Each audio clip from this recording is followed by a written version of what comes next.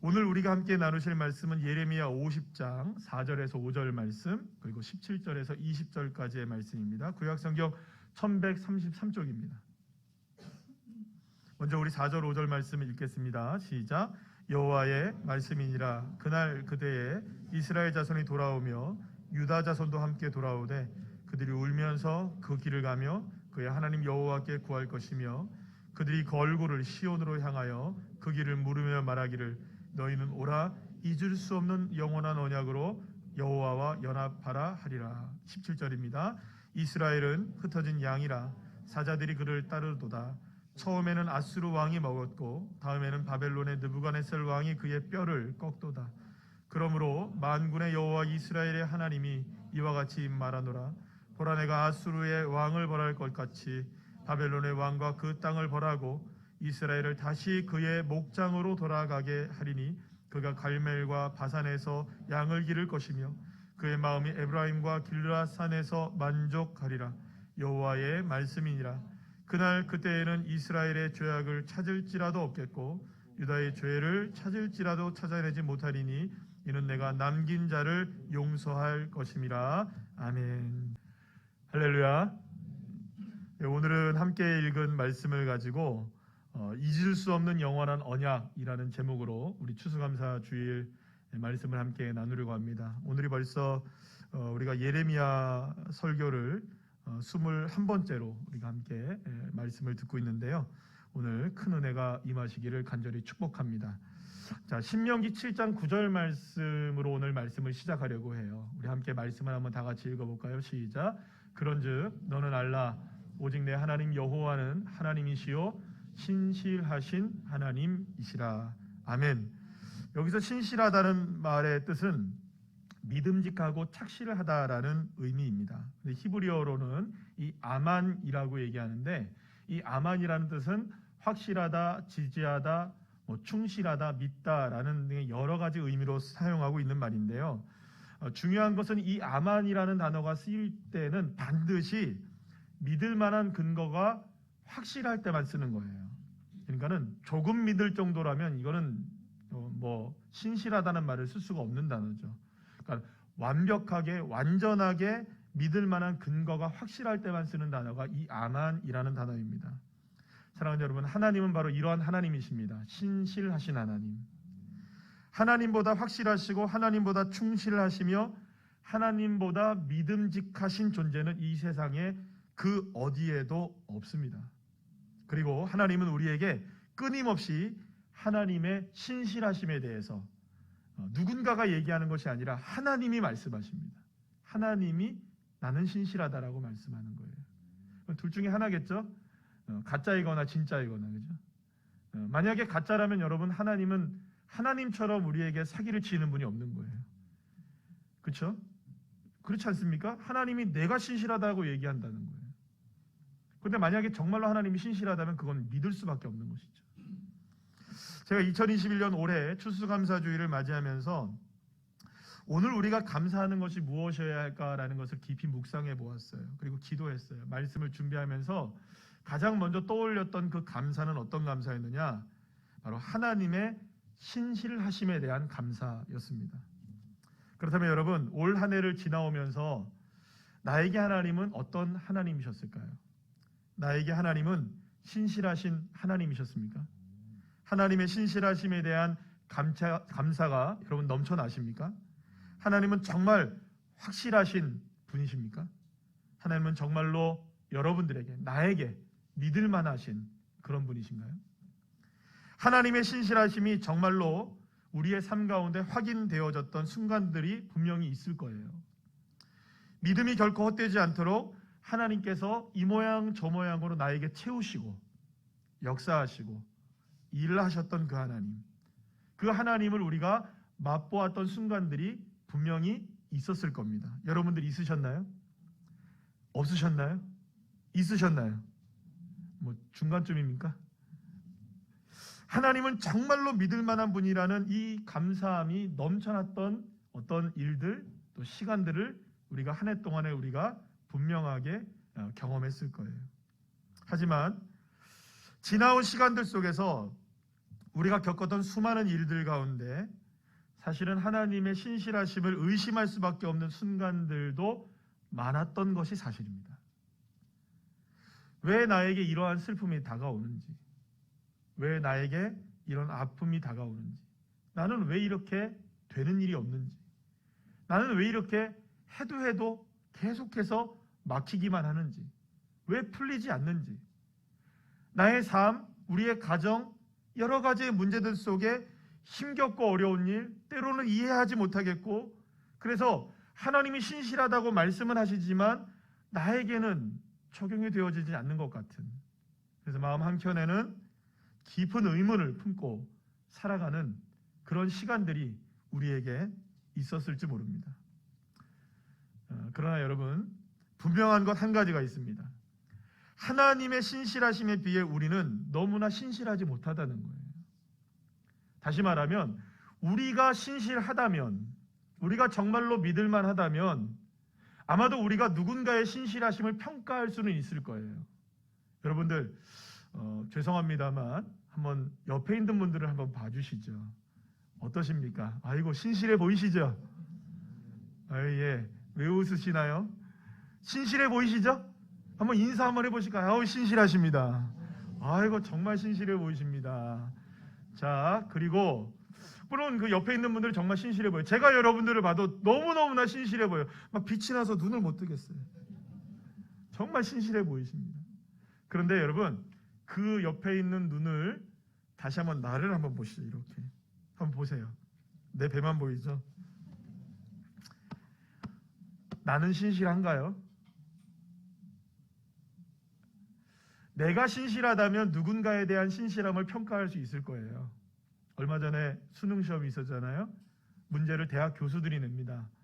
대학 교수가 실력이 월등하기 때문에 학생들을 평가할 수 있기 때문에 문제를 내는 거예요. 누군가를 평가한다는 것은 그보다 실력이 뛰어나기 때문에 평가하는 거 아니겠어요? 만약에 우리가 하나님의 신실하심을 평가할 수 있는 위치에 있다면 얼마든지 하나님을 신실하다 아니다라고 평가할 수 있을지 몰라요. 그런데 여러분, 내가 내 자신을 보면 신실하지 못하다는 걸 알거든요. 믿을만하지 못하는 존재라는 걸 누구보다 누가 잘 압니까? 내가 잘 압니다. 그러니 여러분, 우리가 하나님의 신실하심을 평가할 수 있는 존재가 아니라는 거예요. 그야말로 인간에게는요 너무나 결점이 많아요. 인간에게는 그야말로 맹점이 너무나 많이 존재한다는 것이죠. 그래서 여러분, 오늘 이 시간에 여러분들의 잠을 확 깨려고 실험을 좀 하려고 그래요. 다 잠을 깨시고 눈을 들어서 앞에 화면을 한번 봐주시죠. 다음 그림을 한번 보세요. 점이 보이십니까? 몇 개가 보이시나요? 몇 개가 점이 있을까요? 여기에? 뭐 2개, 1개, 2개, 뭐 몇 개? 중간중간에 보시면 1개가 보였다, 2개가 보였다가 3개가 보였다가 눈을 올렸다 내렸다 하면 또 없어졌다가 또 보이고 막 이러죠. 이거 동영상 아닙니다. 동영상 아니에요. 안 보이다 보이다 또 보이다가 안 보이다 막 이러죠. 그렇습니까? 안 그렇습니까? 그래요. 두 번째 그림을 한번 보시면 연결된 선들을 약간 흐리게 해봤어요. 한번 보여주세요. 점이 보이나요? 몇 개가 보이나요? 12개가 보여요. 위에 4개, 중간에 4개, 밑에 4개. 분명히 이게 점들이 존재했던 거예요. 근데 한번 중간에 연결된 점들은 싹 지우고 직선만 남겨놓을게요. 그림 세 번째 그림을 보여주세요. 그러니까 정확하게 보이죠? 점들이 중간중간에 몇 개가 찍어져 있습니까? 12개가 정확하게 찍어져 있어요. 다시 한번 이렇게 한번 보세요. 1번 그림 하나 한번 보여주세요. 다시 한번 보여주면 첫 번째 그림을 다시 한번 보여주세요. 예. 다시 한번 보시면 또 어때요? 점이 왔다 갔다 하죠? 저만 그런가요? 막 왔다 갔다 하죠? 원래는 점이 몇 개 찍혀져 있을까요? 여기에 12개가 분명히 찍혀져 있어요. 지금 마술이 아닙니다, 여러분. 저 그럴 능력이 없어요. 이 마술이 아니에요. 뭔가 매직을 하는 게 아닙니다. 분명히 12개가 찍혀 있어요. 그런데 우리가 볼 수 있는 것은 한 번에 많아야 3개 정도예요. 그것 이상을 볼 수가 없어요. 전체 12개를 한꺼번에 볼 수가 없다는 겁니다. 이렇게 모든 점들 12개를 한꺼번에 볼 수 없는 이유가 뭐냐면 우리의 시야가 너무 좁기 때문이에요. 그래서 여러분, 다음 그림 한번 보여주시면 우리의 시야가 얼마나 좁으냐, 이 중심와라는 축을 중심으로 거기밖에 안 보이는 거예요. 우리 눈 전체에서 중앙밖에 안 보이는 거예요. 그리고 이 중심화를 기준으로만 딱 초점이 맞춰지고 나머지 초점들은 다 그 옆에는 흑백으로 흐릿하게 보이는 거예요. 원래. 그렇답니다. 제가 여러분들 속이는 게 아니고요. 제가 이런 그림들 갖고 나와서 나름은 공부를 한 거예요. 맹점을 찾다 보니까 이런 그림들을 알게 된 거예요. 설교를 준비하다가. 그리고 우리의 눈에 초점이 맞춰지는 그 신경에 보면은, 여러분들 그 신경 옆에 보면은, 저는 뭐 잘 모르지만 우리 장로님은 잘 아실 것 같아요. 그 신경 속에 신경이 한꺼번에 모이는 부분이 있대요. 신경 세포들이 다 신경이 모이는 부분이 있는데, 망막으로 한 곳이 모이는데, 이 시각 세포가 다 이 신경 세포가 모이는 곳에는 시각 세포가 존재하지 않는데요. 그러니까 다시 한번 보여주세요. 거기 바로 그 부분이 맹점이라는 부분이에요. 거기는 아무것도 볼 수 없는 부분이에요. 그러니까 우리 눈이 모든 것을 볼 수 있는 게 아니라 이런 맹점이 존재한다는 거예요. 아무것도 빛도 반응이 안 되고 아무것도 볼 수 없는 그 맹점이 존재한다는 거예요. 그래서 여러분, 우리가 보통 맹점이 있다라는 얘기는 하잖아요. 그래서 국어사전을 찾아보면 이 맹점을 뭐라고 표현하냐면 이렇게 표현합니다. 다 같이 읽어볼까요? 시작. 의식하지 못한 허점, 미처 생각이 미치지 못한 모순되는 점들이나 틈을 뭐라고 얘기합니까? 이 맹점이라고 얘기를 해요. 자, 그런데 이제 문제는 뭐냐? 이러한 맹점을 인간은 누구나 다 갖고 있어요. 누구나 다 갖고 있어요. 그런데 누구나 다 갖고 있으면서도 이런 맹점을 지닌 존재라는 걸 나는 모르고 살아요. 색채과학을 연구하는 곽영신 교수님, 유니스트 바이오 메디컬 공학과 교수님이신데요. 이분이 맹점에 대해서 이렇게 이야기하는 컬럼을 하나 읽어봤어요. 이렇게 얘기합니다. 제가 읽어드릴게요. 시세포가 없으면 우리 눈이 그 위치의 시각 정보를 인지하지 못한다는 의미이니 눈은 뜨고 있으나 보지 못하는 영역이 생긴다는 것이다. 그러나 우리는 일상생활에서 우리 눈에 맹점이 있다는 것을 인지하는 일은 거의 없다. 이렇게. 여러분 놀랍죠? 우리의 눈은 원래 한 초점밖에 못 본다는 거예요. 그런데 우리는 여러분 다 컬러로 보나요? 안 보나요? 자, 여러분, 자 여기 보세요. 까꿍 보이시나요? 안 보이시나요? 자, 까꿍 보이시나요? 안 보이시나요? 두 개가 한꺼번에 보이시나요? 한 개만 보이나요? 원래는요, 하나 보고 하나 보는 거래요. 이게 눈이 두 개가 있는 이유가 거기에 있는 거래요. 한꺼번에 우리 초점이 다다다다다닥 보면서 아주 순식간에 이 모든 것들이 펼쳐진 그림처럼 보이기 때문에 까꿍을 해도 이게 두 개 동시에 보이는 거래요. 놀랍죠? 그런데 사실 생각해보면 너무 멍청한 거예요. 초점이 하나밖에 안 맞춰지니까. 여러분, 나는 보려고 해도 볼 수 없는 것이 있는 존재라는 겁니다. 아무리 내가 보려고 해도 볼 수 없는 것이 존재하는 존재가 바로 인간이라는 거예요. 근데 여러분, 내가 그걸 알고 살아갈까요? 여러분, 우리는 한 번에 12개의 점을 볼 수 없습니다. 다시 한번 보여주세요. 여러분, 그림 아까 전에. 다시 한번 보여주세요. 보이십니까? 보이나요? 안 보이나요? 마치 12개가 보이는 것 같지만 아무리 해도 안 보입니다. 근데 12개의 점이 존재합니까? 안 합니까? 해요. 여러분, 우리는 한계를 인정해야 합니다. 때로는 주님이 계시지 않는다는 것이 믿어지지 않을 때가 있어요. 여러분. 계신다는 것이 믿어지지 않을 때가 있어요. 주님을 아무리 바라보려고 해도 보이지 않고 주님을 느끼려 해도 느끼지 못할 때도 우리가 있습니다. 그래서 때로는 주님께 실망하기도 하고 때로는 주님을 원망하기도 합니다. 사랑하는 여러분, 그러나 분명한 한 가지가 있습니다. 하나님은 결코 저와 여러분을 단 한 번이라도 실어버리지 아니하시는 하나님이시라는 것. 또 단 한순간도 단 한 번도 저와 여러분을 떠나신 적이 없으신 하나님이시라는 것. 신명기 31장 6절 말씀 우리 다 같이 한번 읽어볼까요? 시작. 너희는 강하고 담대하라. 두려워하지 말라. 그들 앞에서 떨지 말라. 이는 내 하나님 여호와 그가 너와 함께 가시며 결코 너를 떠나지 아니하시며 버리지 아니하실 것임이라. 할렐루야. 사랑하는 여러분, 비록 우리의 삶이 만만치가 않고 두려운 것도 사실입니다. 그러나 그러한 상황 가운데서도 하나님은 비록 우리 눈에는 보이지 않고 우리 손에 잡히지는 않는다 할지라도 하나님은 여전히 그 자리에 계시고 저와 여러분을 곁을 단 한순간도 떠나지 않으시며 버리지 아니하시며 함께 하시는 신실하신 하나님이 되어주고 계십니다.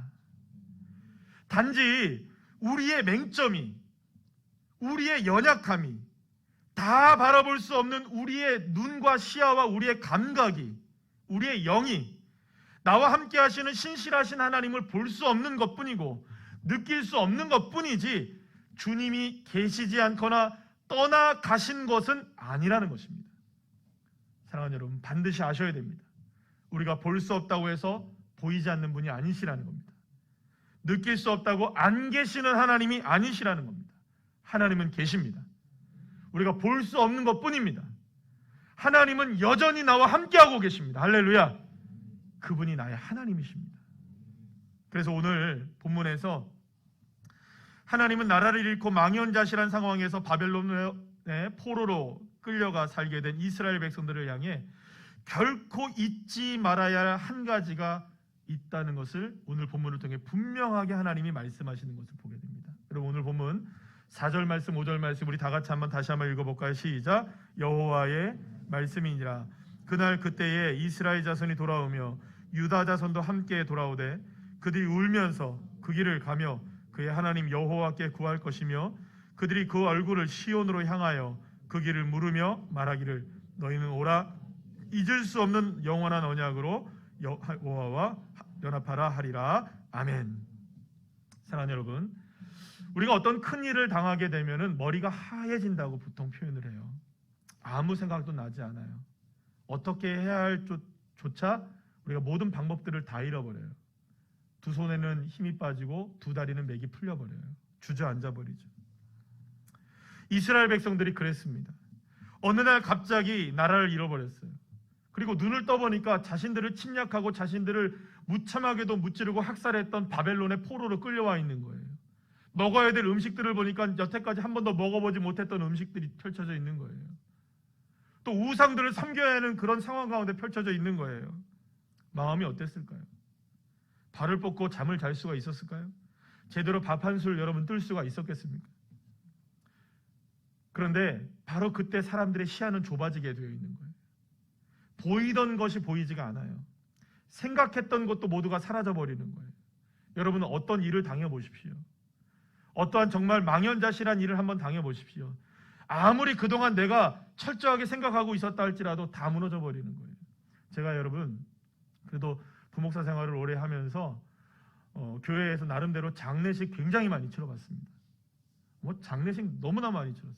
그래서 부목사 때는요, 이런 말을 하면 금기, 사무실에서는 금기 언어가 있었어요. 어떤 언어냐면, 요즘에 장례식이 안 나네? 이 말하면 그 다음부터 터지기 시작합니다. 한 5번, 6번, 7번, 8번씩. 그럼 정신이 하나도 없어요. 근데 그런 장례식을 수없이 많이 치렀어요. 그래서 장례 절차가 어떻게 되는지 너무나 잘 알고 있어요. 그런데 막상 저희 어머니 장례식을 치르려니까 머리가 하얘져요. 뭐부터 해야 되는지 모르겠어요. 너무 잘 알고 있었는데 막상 내가 당하니까 모르겠는 거예요. 생각했던 건 모두가 사라져버립니다. 모든 것을 잊어버리게 됩니다. 다 잃어버리게 돼요. 생각조차 안 나요. 그렇게 이스라엘 백성들이 포로에 끌려가 살게 됐던 겁니다. 그런데 하나님은 바로 그런 이스라엘 백성들을 향해 절대로 잊지 말아라. 결코 잊어서는 안 된다라고 말씀하고 계시는 거예요. 자, 그럼 오늘 본문 5절 말씀을 다시 한번 보시면 잊어서는 안 된다. 이렇게 잊지 않은 영원한, 잊지 말아야 할 이렇게 나와요. 있다라는 단어가 나와요. 따라합시다. 있다. 여러분, 있다라는 말의 히브리어는 따라합시다. 샤카흐. 발음이 굉장히 좋으신데요. 샤카흐라는 단어는 말 그대로 있다, 잃어버리다, 이런 뜻입니다. 모르다, 무시하다, 잊어버리다라는 뜻이에요. 생각에서 잊어버렸다라는 뜻이에요. 자, 그런데 오늘 본문에서는 뭐라고 표현되어 있죠? 잊지, 잊어라, 잊지 말라. 잊지 말라라고 표현되어 있잖아요. 그러니까 있다라는 단어의 부정형으로 쓰인 거예요. 잊지 말아라. 그러니까 잊지 말하라고 얘기하니까 있다라는 말의 부정행인 거예요. 그죠? 이럴 때는 그냥 고개를 끄덕이시면 됩니다. 그럼 똑똑해 보이거든요. 아, 여러분 지금 배우신 분이구나. 이렇게 그냥. 자, 있다라는 말을 쓰고 있는데 있지 말라라는 말을 쓰고 있으니까 있다의 부정형인 것이죠. 아, 예. 그렇죠. 그러면 여러분 이렇게 생각할 수 있는 거예요. 있다라는 말의 반대말은 뭘까? 한번 생각해 봤어요. 그랬더니 있다라는 말의 반대말이 비슷한 말이에요. 있다라는 말이 샤카흐인데 있다라는 말의 반대말이 뭐냐? 한번 따라해볼까요? 쉐카흐라는 단어예요. 근데 이게 어떤 의미를 갖고 있는 말이냐? 발견하다라는 의미를 갖고 있는 단어예요. 근데 이 발견하다가 그냥 발견하는 것이 아니라 이런 의미입니다. 한번 다 같이 한번 읽어볼까요? 시작. 감추어진 것이나 잃어버린 것을 발견하다라는 말을 쓸 때 이 쉐카흐라는 단어를 쓰는 거예요. 정리하면 이렇습니다.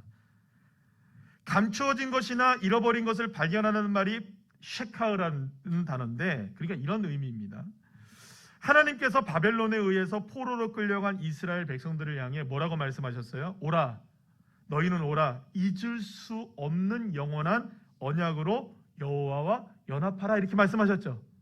이 말을 다시 바꿔서 말하면 이렇게 풀어서 말할 수 있는 겁니다. 우리 한번 보여주시겠어요? 이렇게 말합니다. 너희는 오라. 그리고 지금 잊어버려서 감춰져 있고 잃어버린 하나님의 영원한 언약을 어떻게 하라? 발견하고 찾아내라. 그리고 여호와 하나님과 함께 연합해야 한다라고 말씀하고 있는 거예요. 자, 그렇다면 이스라엘 백성들이 지금 잊어버린 게 무엇일까요? 이스라엘 백성들이 지금 찾아내야 하는 것은 무엇일까요? 반드시 그 상황 속에서 망연자실에서 나라를 잃고 포로로 끌려간 상황에서 아무것도 생각이 안 나고 다 잊어버리고 모든 것들이 다 힘을 잃어버린 그 순간 가운데 발견해야 하는 것, 찾아내야 하는 건 뭘까요? 오늘 보면 19절은 그 말씀을 해주고 있어요. 19절 말씀 다 같이 한번 읽어볼까요? 시작. 이스라엘을 다시 그의 목장으로 돌아가게 하리니 그가 갈멜과 바산에서 양을 기를 것이며 그의 마음이 에브라임과 길르앗 산에서 만족하리라. 아멘. 사랑하는 여러분, 하나님이 이스라엘 백성들과 맺은 영원한 언약, 그래서 어떠한 상황에서도 결코 잊어버려서는 안 되고 어떠한 상황 속에서도 반드시 찾아내야 하고 반드시 발견해야 하는 그 언약이 뭐냐? 그의 목장 안에 있다. 따라합시다. 그의 목장 안에 있다. 그런데 여기서 말하는 그의 목장, 이 그의 목장이요, 여호와 하나님께서 목자가 되셔서 양떼를 먹이시고 누이시는 목장을 말하는데, 이 단어가 그대로 어디에 쓰여있냐면 너무나 잘 아시는 시편 23편에 쓰였어요. 1절 2절 말씀에 다윗의 고백에 나오는데요, 우리 다 같이 한번 말씀을 읽어볼까요? 시작. 여호와는 나의 목자시니 내게 부족함이 없으리로다. 그가 나를 푸른 풀밭에 누이시며 쉴만한 물가로 인도하시는도다. 야, 자, 여러분 한번 보세요. 여기에 목장이 나와 있어요. 어디가 목장일까요 도대체? 다시 한번 말씀 보여주세요. 목장이 어디일까요? 어디에 목장이 있을까요? 푸른 풀밭에 누이시며 여기가 목장이에요. 자, 우리가 여기서 보세요. 목장이라고 우리가 보통 생각을 하면 양떼가 안전하게 보호를 받을 수 있도록 우리가 무엇이 쳐져 있는 곳을 생각을 합니까? 울타리가 쫙 쳐져 있는 것을 생각을 하죠?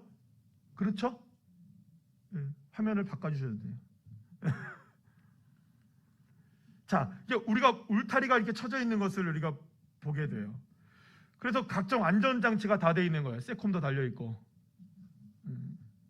그죠? 그 다음에 뭐 좀 심한 데는 이렇게 못 나가도록 막 전기도 막 그런 울타리를 생각해요. 여러분들 우리 북구에 가면 어디 양떼 목장이 있다면서요? 그거 좋다면서요? 가보신 분들 어딘지 좀 알려주세요. 한번 가보게. 근데 사진을 보니까 거기에도 뭐가 쳐져 있습니까? 이렇게 흰 울타리가 이렇게 쫙 쳐져 있어요.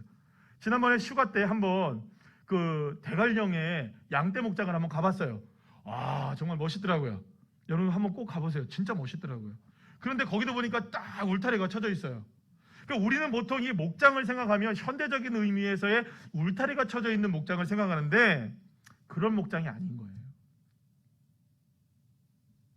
무엇보다 이 목장은 그저 어떤 게 목장이냐, 이스라엘에서의 말하는 이 목장은 어떤 목장이냐, 목자가 양떼를 먹이고 누이고 쉬게 하고 물을 먹이는 그런 곳을 다 뭐라고 얘기하는 겁니까? 목장이라고 얘기한다는 거예요. 그러니까 양과 목자와 양이 있으면 그곳은 어디나 무엇이 됩니까? 목장인 거예요. 자, 그렇다면 목장에서 가장 중요한 존재는 무엇일까요? 양들 중요하죠. 물론 양들 정말 중요합니다. 그러나 여러분, 목장에서 가장 중요한 존재는 누구일까요? 양도 중요하지만 목자가 중요한 거예요. 왜냐하면 목자가 없어져 버리면 양들은 어떻게 될까요? 뿔뿔이 다 흩어져 버리는 거예요. 그러니까 울타리가 쳐져 있는 게 아닙니다, 여러분. 그러니까 양들을 다스려야 될 목자가 사라지게 되면 양들은 다 뿔뿔이 흩어져 버리는 거예요. 그래서 여러분들 오늘 보면 17절 말씀 보세요. 17절 말씀 여러분 보세요. 뭐라고 나와 있습니까? 이스라엘 백성들을 뭐라고 얘기해요? 흩어진 양이라고 표현하고 있어요. 그리고 또 6절 말씀을 한번 여러분 보세요. 뭐라고 나옵니까? 내 백성은 잃어버린 양떼로다라고 오늘 본문은 이야기하고 있는 것을 보게 돼요. 그러니까 이스라엘 백성들이 누구를 잃어버린 겁니까? 목자이신 하나님을 잃어버렸을 때 그들은 잃어버린 인생이 되었고 흩어진 양들이 되었다는 거예요. 그게 바로 이스라엘의 모습이었던 겁니다. 목장을 잃어버린 거예요. 그러니까 목장을 잃어버렸다는 것은 누구를 잃어버린 겁니까? 목자를 잃어버린 거예요. 그래서 뿔뿔이 다 흩어져 버린 거예요. 그래서 목장 안에 있지 못하는 양들이 되어져 버린 거죠. 지난 금요일 다니엘 기도회 19일차 강사로 말씀을 전해주신 이스라엘 샬롬교회 장세호 목사님, 참 은혜를 많이 받았는데요. 시편 23편의 내용을 통해서 너무 잘 설명을 해주셨어요. 사실 오늘 이 본문 설교를 제가 준비를 하면서 23편의 내용을 사실 저도 이렇게 글도 써봤고 설교도 해봤고 논문도 써봤거든요. 근데 사실은 이 부분을 어떻게 이렇게 설명할 수가 없었던 게, 이분은 사실은 이 히브리어를 너무 잘 하시니까 그걸 너무 잘 설명해 주셨어요. 저도 잘 몰랐던 부분을 그날 알았어요. 그래서 설교를 하는데 참 도움이 많이 됐고 너무나 감사했어요. 와, 이거는 오늘 설교를 위해서 나를 위하여 이 시간을 이때까지 하나님께서 기다리게 하셨구나. 저만 할렐루야 했습니다. 장세호 목사님이 23편을 설명해 주셨는데요. 아주 중요한 부분을 설명해 주셨어요. 자, 오늘 함께 그 부분을 나누려고 하는데요. 시편 23편 4절과 6절 말씀을 함께 다 같이 한번 읽어보겠습니다. 시작. 내가 사망의 음침한 골짜기로 다닐지라도 해를 두려워하지 않을 것은 주께서 나와 함께 하심이라. 주의 지팡이와 막대기가 나를 안위하시나이다. 내 평생에 선하심과 인자하심이 반드시 나를 따르리니 내가 여호와의 집에 영원히 살리로다. 아멘. 양들과 목자는 함께 있죠, 지금? 자, 그런데 양들과 이 목자는 어떤 위치에서 함께 하고 있는가 하는 것이죠. 제가 다니엘 기도회 말씀을 들으셨던 분은 다 아실 텐데 좀 참아주시고 장세호 목사님의 버전 그대로 문제를 제가 드리려고 해요. 한번 보여주시겠어요? 1번, 양이 앞에 가고 목자가 뒤에 간다. 잘 생각해 보세요. 양이 앞에 가고 목자가 뒤에 간다. 2번, 양과 목자는 나란히 같이 간다. 3번, 목자가 앞에 가고 양은 뒤를 따라간다. 장세호 목사님은 4번까지 있었습니다. 낸들 알겠느냐 뭐 이렇게 얘기하더라고요. 근데 그것까지 얘기하기 좀 그렇고 1, 2, 3번 중에 여러분 답이 뭘 것 같습니까? 1, 2, 3번. 보통 우리가 원하는 장면은 3번이죠. 왜 그럴까요? 목자가 앞에 있으면 어떨까요? 목자가 앞에 있으면 따라가기 좋잖아요. 딱 보이니까. 여러분 제 등치 크잖아요, 그죠? 한 등치 하잖아요, 그죠? 저는 그렇게 등치 큰지 모르고 삽니다. 저는 언제나 왜소하다고 생각하고 사는 거예요. 그러나 제가 등치가 크더라고요. 어디 가도 제가 딱 이렇게 보면 다 보이더라고요. 근데 저 같은 사람이 앞에 가서 자, 저를 따르세요 이렇게 깃발 같은 거 흔들고 다니면 여러분 금방 따라오시잖아요. 그러니까 앞에 가는 게 좋죠. 편하죠. 따라오는 입장에서는. 그런데 3번이 정답이기를 바라지만 실제 정답은 1번입니다. 양들이 앞에 가고 목자는 뒤를 따라오는 거예요. 그래서 오늘 보면 시편 23편 6절에서 나를 따르리니, 선하심과 인자하심이 어떻게 한다고요? 나를 따르리니 라는 단어가 나오는 거예요. 자, 그러면 무엇이 따라옵니까? 방금 말씀드렸죠. 선하심과 인자하심이 따라와요. 그러니까 양떼가 앞에 가면 뒤에 선하심과 인자하심이 따라오는 거예요. 그러면 여러분, 선하시고 인자하신 그분은 누구실까요? 바로 목자이신 여호와 하나님. 여호와 하나님께서 내 뒤에서 지팡이와 막대기를 가지시고 따라오시면서 때로는 내가 갈 길을 뒤에서 지정해 주시는 거예요. 나와 함께 하시면 나를 끊임없이 지키시고 나를 끊임없이 보호하시는 그 목자는 절대로 나를 떠나지 아니하시며 내 뒤에 바짝 붙어서 나를 여전히 계속해서 따라오고 계시는 거죠. 그래서 무엇을 만들어 놓으시는 겁니까? 목장을 만들어 가시는 거예요. 그리고 양들은 그것을 믿고 가는 겁니다.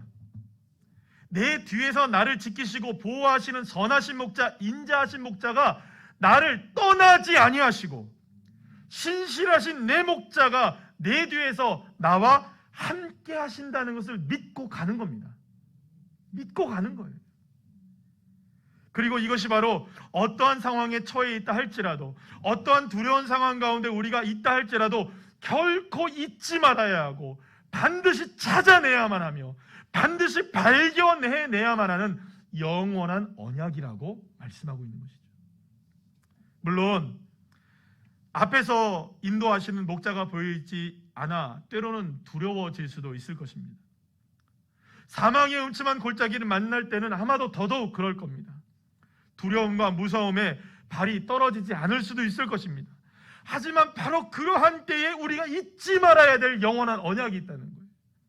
여호와 하나님이 나의 목자가 되셔서 나를 지금 목장으로 품어주고 계시고, 비록 내가 내 눈에는 보이지 않는다 할지라도 신실하신 하나님은 나의 뒤에서 나를 따르시며 나의 등을 밀어주시고 계시고, 내 목자이신 신실하신 하나님은 절대로 나를 실어버리지 아니하시며 떠나지 아니하시고 영원히 나와 함께 하시고 계신다는 사실. 사랑하는 여러분, 이 믿음이 흔들리지 않게 되기를 간절히 축원합니다.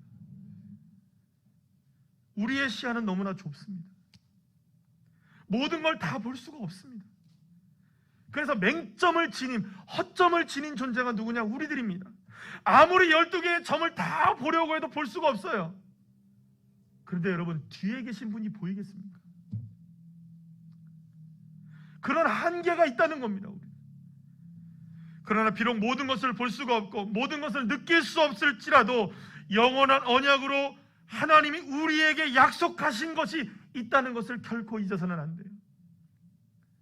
우리를 목장으로 인도하셔서 우리를 그렇게 인도해 가시고 계시다는 것. 그러니 여러분, 때로는 감사할 수 없고 때로는 힘겹고 어렵고 눈앞이 캄캄해 보여도 그렇지, 내 뒤에 나의 목자가 계시지, 나의 목자가 나를 따라오고 계시지. 신실하신 하나님, 인자하신 하나님, 선하신 하나님, 그 하나님이 나의 하나님이시지, 나의 목자이시지. 그래서 시편 79편 13절에서 시인은 이렇게 고백합니다. 우리 다 같이 한번 읽어볼까요? 우리는 주의 백성이요 주의 목장의 양이니 우리는 영원히 주께 감사하며 주의 영예를 대대에 전하리이다. 할렐루야. 사랑하는 여러분, 2021년 추수감사절을 맞이한 오늘의 나의 감사는 무엇일까요? 감사할 것이 여러분들 마땅하지 않으십니까? 혹시 여전히 감사할 것을 찾고 계시지는 않으십니까? 혹은 감사가 어딨어? 불평과 불만 그리고 원망 이런 것들만 내 마음속에 쌓여가고 계시지는 않으십니까? 그러나 여러분, 분명하게 우리가 고백하시면 감사하겠습니다. 하나님은 신실하십니다. 정말로 믿을만 하신 분이 하나님이십니다. 그리고 그분이 나의 목자가 되시고 나와 함께 하신다는 이 놀라운 언약은 절대로 어떠한 상황 가운데서도 결코 중단될 수 없는 영원한 언약임을 여러분 믿으시면 아멘 합시다. 그래서 여러분, 우리의 감사는 상황을 살펴보는 감사가 아닌 거예요. 이렇게 봐서 12개가 다 보여야 감사하구나, 이거 아닙니다. 여러분, 주님이 보이지 않아도, 주님이 느껴지지 않아도 지금 나를 위하여 일하시고 계시는구나, 나를 지금 영원한 언약을, 잊을 수 없는 영원한 언약으로 목장 안에 나를 가두어 두셨구나, 나를 인도하고 계시구나, 먼저 믿고 감사하는 겁니다. 하나님 신실하십니다. 그 영원한 언약 하나만으로도 우리는 감사할 수 있어야 하는 것이죠. 신실하신 하나님이 나의 목자가 되시기에 감사할 수 있고, 신실하신 하나님이 나의 등 뒤에서 나를 도우시는 분이시기에, 할렐루야, 감사할 수 있는 것입니다. 그리고 오늘이 바로 이 신실하신 하나님의 잊을 수 없는 언약을 발견하고 감사해야 할 때인 것입니다. 사랑하는 여러분, 감사합시다. 주님이 나의 목자가 되시니, 여러분, 나를 지금 인도하고 계신다는 사실을 믿으시고 그것이 우리의 감사가 되셔서 하나님 앞에 영광 돌리며 하나님의 큰 놀라운 간증의 주인공들, 축복의 주인공들 되시기를 간절히 축원합니다.